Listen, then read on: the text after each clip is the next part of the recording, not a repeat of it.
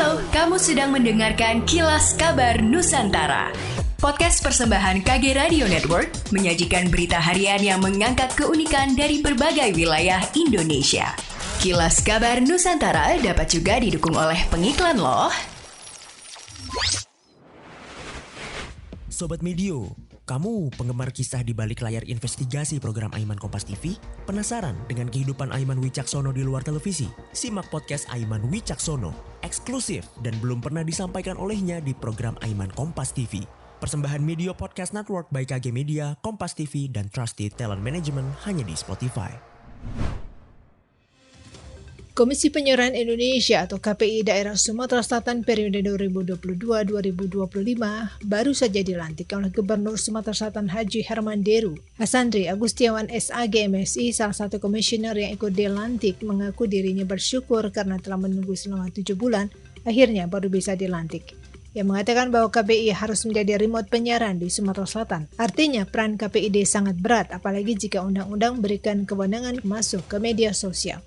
Ia mengatakan dunia penyiaran saat ini berkembang dengan sendirinya sesuai dengan kemajuan teknologi dan konten-konten mereka dinilai juga sudah baik. Sejauh ini KPI belum diberi kewenangan penuh mengawasi media sosial karena undang-undangnya masih dibahas di Komisi 1 DPR RI. Ia berharap undang-undang itu bisa segera disahkan sehingga KPI punya kewenangan mengawasi media sosial.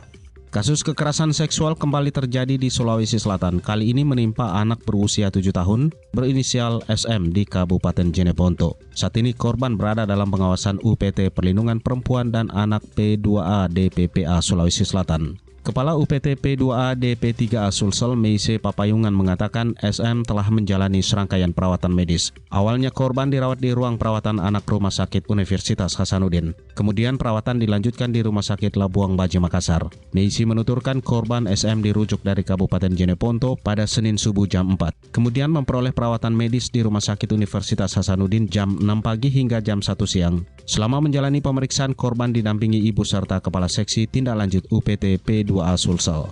Lebih jauh, Meise menambahkan selain memantau kondisi korban, pihaknya juga mendampingi ibu korban baik dalam berkonsultasi dengan pihak rumah sakit maupun menyediakan kebutuhan spesifik bagi korban dan keluarganya. Berdasarkan pantauan terakhir, korban masih lebih banyak diam, sehingga pihaknya berusaha berkomunikasi agar korban tidak merasa ketakutan. Karena itu, segera setelah seluruh tindakan medis selesai dilaksanakan, proses pendampingan akan dilanjutkan dengan perawatan kondisi mental korban melalui psikolog.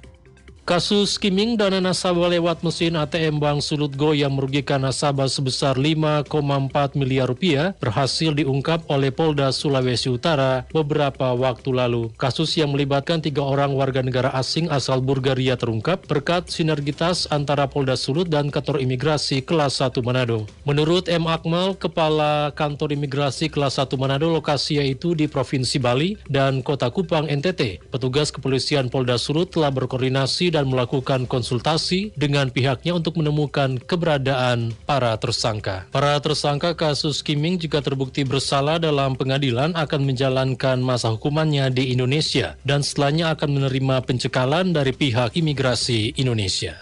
Demikianlah Kilas Kabar Nusantara pagi ini.